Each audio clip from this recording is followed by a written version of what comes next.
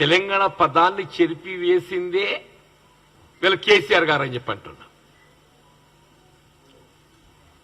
వీళ్ళు TRS party అధికారానికి రావటానికి ప్రధానంగా ఏ తెలంగాణ రాష్ట్ర ఏర్పాటు ఉద్యమ లక్ష్యాలు దోహదపడ్డాయో ఆ ఉద్యమ లక్ష్యాలు నీరుగార్చి వీళ్ళు చివరికి ఏదైతుందో ఆ తెలంగాణ రాష్ట్ర సమితిని తెలంగాణ పదాన్ని తొలగింపు చేసి భారత రాష్ట్ర సమితిగా నువ్వు ఏనాడైతే రాజకీయ పార్టీ దాన్ని మార్పు చేయడం జరిగిందో ఆనాడే మీరు మీ అంతిమ యాత్రకు ఇవాళ మీరు ఆరంభం చేయడం జరిగిందని చెప్పక తప్పదని చెప్పంటున్నా.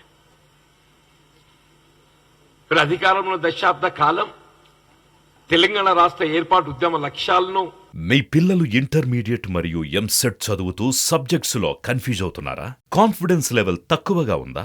రిపీటెడ్ మిస్టేక్స్ చేస్తున్నారా? అయితే మీకోసమే ఉంది రైజ్ యాప్.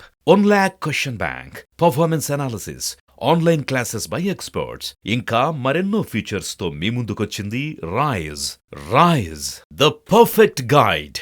డిస్క్రిప్షన్ లో ఉన్న లింకును ఉపయోగించి సబ్స్క్రైబ్ అవ్వండి. నెరవేర్చడానికి ఏదైతుందో ఏ విధమైనటువంటి ఒక కార్యక్రమాలు చర్యలు చేపట్టకూడదు. ఇంతవరకు మీ అవినీతి మీ కమిషన్ల భాగోతం తప్ప మీకు ఇంకోటి కనబడలేదని చెప్పంటున్నా. ఇలా వాస్తవాలు వెలికి రాబోతున్న తరుణంలో ఇలా ఏ విధంగా ఈ కాళేశ్వరం ప్రాజెక్టు న్యాయ విచారణను అడ్డుకోవాలని తలంపుతోని ఇలా పరోక్ష మిత్రపక్షమైనటువంటి ఒక భారతీయ జనతా పార్టీని రంగంలోకి దించి న్యాయ విచారణ కాదు మాకు CBI కావాలంటారా?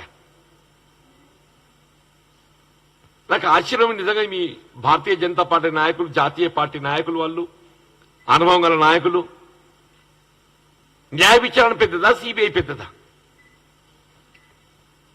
CBI is nothing but investigating agency of union government. ఏ విధంగా అయితే సిబిసిఐడి రాష్ట్ర స్థాయిలో విచారణ చేపట్టేటువంటి ఒక ఏజెన్సీగా మనం పరిగణిస్తామో సిబిఐ అనేది ఏదైతుందో కేంద్ర ప్రభుత్వ పరిధిలో విచారణ చేపట్టేటువంటి ఒక ఇన్వెస్టిగేటింగ్ ఏజెన్సీ. అంటే ఏంటి? అది కేంద్ర ప్రభుత్వ పరిధిలోనే పనిచేస్తుంది. అది it has got its own limitations. But వేరే జ్యుడిషియల్ ఎంక్వైరీ అనేది ఏదైతున్నదో వాళ్ళు పారదర్శకంగా వాస్తవాలు వెలికి తీసే విధంగా నిష్పక్షపాతంగా పనిచేసే ఒక వ్యవస్థ ఇవ్వాలంటే కూడా దేశంలో కేవలం ఒక న్యాయ వ్యవస్థను మాత్రమే చెప్పక తప్పదని చెప్పంటున్నాను.